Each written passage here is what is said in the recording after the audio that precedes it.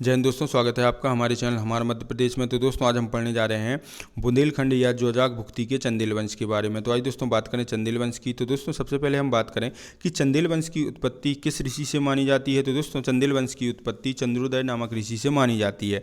इसके पश्चात हम बात करें दोस्तों कि चंदेल वंश के शासकों को किसका वंशज कहा जाता है। तो दोस्तों चंदेल वंश के शासकों को चंद्रोदय ऋषि का वंशज कहा जाता है। तो दोस्तों इनको चंद्रोदय ऋषि का वंशज क्यों कहा जाता है। तो दोस्तों इनको चंद्रोदय ऋषि का वंशज इसलिए कहा जाता है क्योंकि इनकी उत्पत्ति ही चंद्रोदय ऋषि से मानी गई है।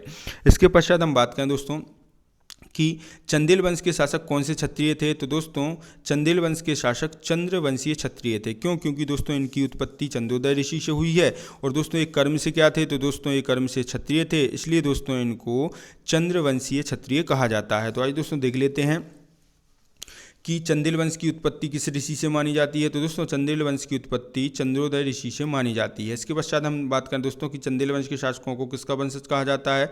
तो दोस्तों चंदेल वंश के शासकों को चंद्रोदय ऋषि का वंशज कहा जाता है।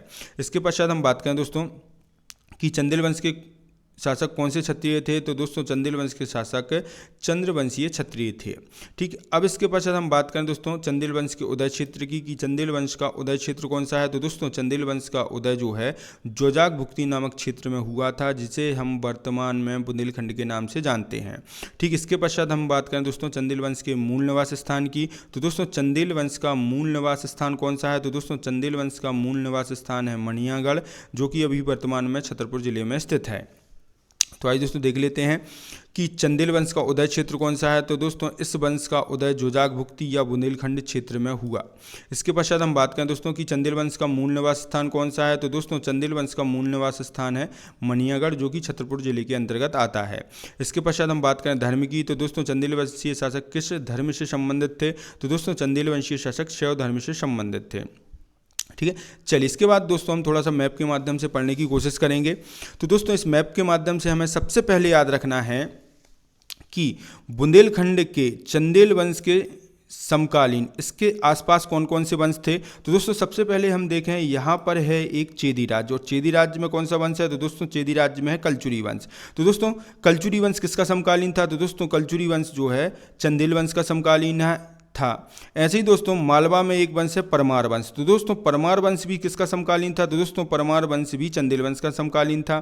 इसके बाद हम बात करें दोस्तों इसके दक्षिण में एक वंश है। तो इसके दक्षिण में कौन सा वंश है। तो दोस्तों इसके दक्षिण में है राष्ट्रकूट वंश, राष्ट्रकूट वंश। तो दोस्तों राष्ट्रकूट वंश किसका समकालीन था। तो दोस्तों राष्ट्रकूट वंश भी चंदेल वंश का समकालीन था। ऐसे ही दोस्तों इसके उत्तर में एक राज्य है कन्नौज, और दोस्तों कन्नौज में कौन सा वंश है। तो दोस्तों कन्नौज में है प्रतिहार वंश। तो दोस्तों प्रतिहार वंश भी किसका समकालीन था। तो दोस्तों प्रतिहार वंश भी चंदेल वंश का समकालीन था। अब दोस्तों यहाँ पर एक बात जानने योग्य है जो कि बहुत ही महत्वपूर्ण है। तो दोस्तों वह बात क्या है। तो दोस्तों वह बात है कि चंदेल वंश के शासक प्रारंभ में किसके सामंत थे। तो दोस्तों चंदेल वंश के शासक प्रारंभ में प्रतिहारों के सामंत थे।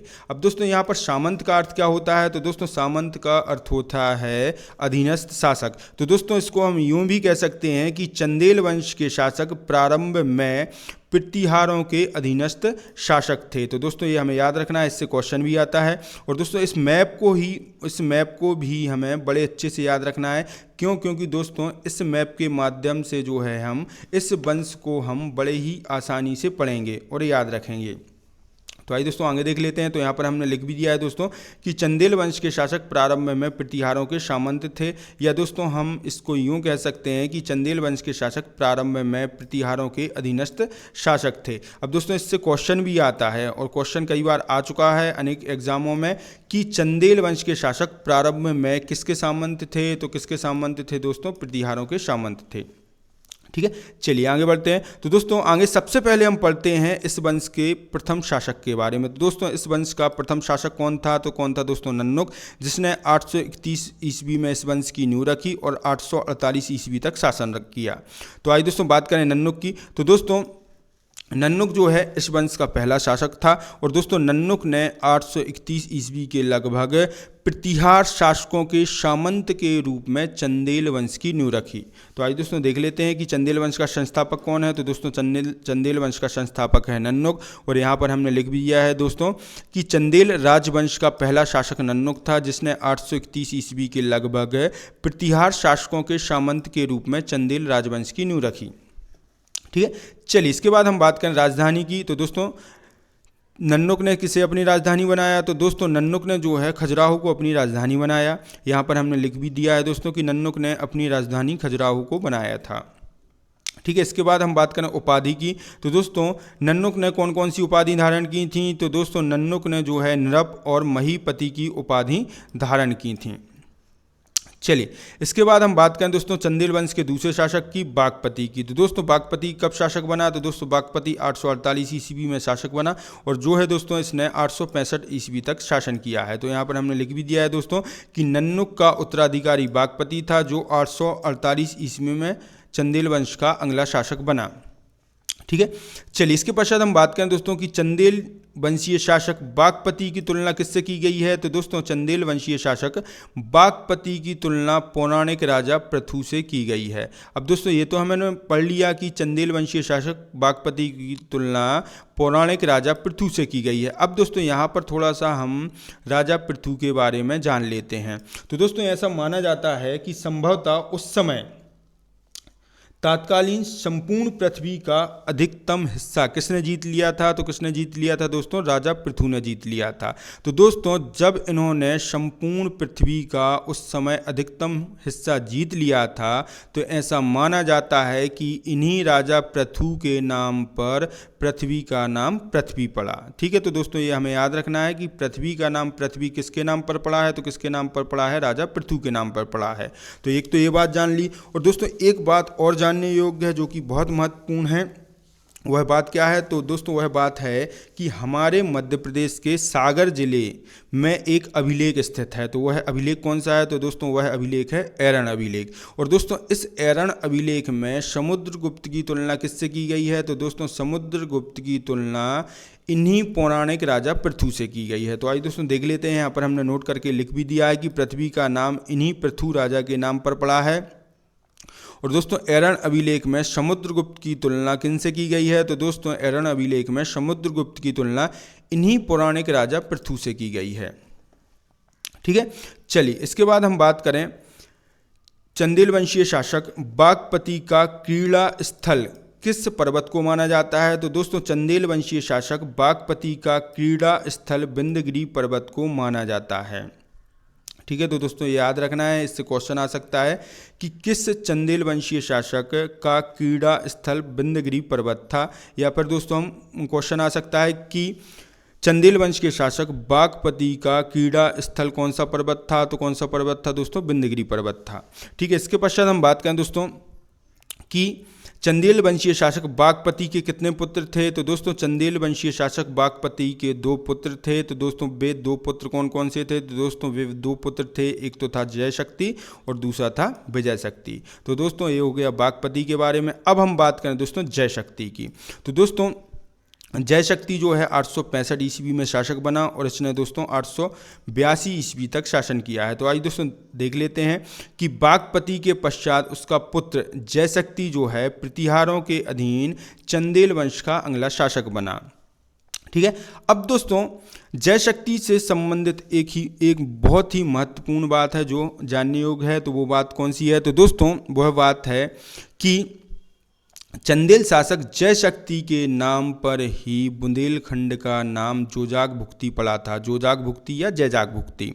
ठीक, तो यहाँ पर हम बात करें कि महोबा अभिलेख के अनुसार चंदेल शासक जय शक्ति के नाम पर चंदेल शासित क्षेत्र का नाम क्या पड़ा। तो क्या पड़ा, जोजाग भुक्ति पड़ा, जो कि वर्तमान में अभी बुंदेलखंड के नाम से जाना जाता है। अब दोस्तों जोजाग भुक्ति से पहले भी बुंदेलखंड का कुछ और नाम था। तो दोस्तों जोजाग भुक्ति के बुंदेलखंड का जोजाग भुक्ति नाम पढ़ने से पहले क्या नाम था। तो क्या नाम था दोस्तों, खजूरवाहक नाम था। तो दोस्तों इस क्रम को हम बड़े ही आसानी से पढ़ेंगे कि बुंदेलखंड का नाम पहले खजूरवाहक क्यों था, फिर जैजाग भुक्ती या जोजाग भुक्ती क्यों पड़ा, या फिर जुझोती क्यों पड़ा, या बुंदेलखंड आखिरी में क्यों पड़ा। तो दोस्तों सबसे पहले हम यहाँ पर बात कर लेते हैं खजूरवाहक की कि बुंदेलखंड का नाम प्रारंभ में खजूरवाहक कैसे पड़ा। तो दोस्तों प्रारंभ में इस क्षेत्र में खजूर के अत्यधिक वृक्ष थे, इसलिए इस क्षेत्र का नाम खजूरवाहक पड़ गया। तो दोस्तों ये आ गया समझ में कि खजूरवाहक नाम इसका क्यों पड़ा। तो दोस्तों प्रारंभ में इस क्षेत्र में खजूर के अत्यधिक वृक्ष थे, इस कारण से इसे खजूरवाहक कहा जाने लगा। अब दोस्तों खजूरवाहक के बाद हम बात करें दोस्तों इसका नाम जैजाग भुक्ती कैसे पड़ा। तो दोस्तों चंदेल राजा जयशक्ति के नाम पर इसका नाम जैजाग भुक्ती या जोजाग भुक्ती रख दिया गया। अब दोस्तों यहाँ पर एक बात और जानने योग्य है कि जैजाग नाम तो इन्होंने जो है अपने नाम पर रख दिया। अब दोस्तों इसका भुक्ती नाम क्यों रखा गया जैजाग के साथ में। तो दोस्तों क्या था, तात्कालीन समय में एक व्यवस्था थी कि सामंतों का जिस क्षेत्र पर शासन होता था उस क्षेत्र को भुक्ती कहा जाता था। इसलिए दोस्तों राजा जयशक्ति ने इस क्षेत्र का नाम जैजाग या जोजाग भुक्ती रखा। ठीक है दोस्तों। अब इसके पश्चात हम बात करें दोस्तों कि इसे जुझोती क्यों कहा जाने लगा। तो दोस्तों क्या होता था, लोग जैजाग भुक्ती का नाम ढंग से नहीं ले पाते थे, इसलिए दोस्तों इसको जुझोती कहा जाने लगा। अब इसके पश्चात हम बात करें दोस्तों कि जुझोती से इसका नाम बुंदेलखंड कैसे पड़ा। तो दोस्तों क्या हुआ, बाद में इस क्षेत्र पर किसका शासन हुआ। तो दोस्तों बाद में इस क्षेत्र पर बुंदेलों का शासन हुआ, और दोस्तों बुंदेला शासकों के कारण इसे क्या कहा जाने लगा। तो क्या कहा जाने लगा दोस्तों, बुंदेलखंड कहा जाने लगा। तो दोस्तों आ गया समझ में। तो आइए दोस्तों देख लेते हैं कि महोबा अभिलेख के अनुसार चंदेल शासक जयशक्ति के नाम पर चंदेल शासित क्षेत्र का नाम जोजाग भुक्ती या जोजाग भुक्ती पड़ा।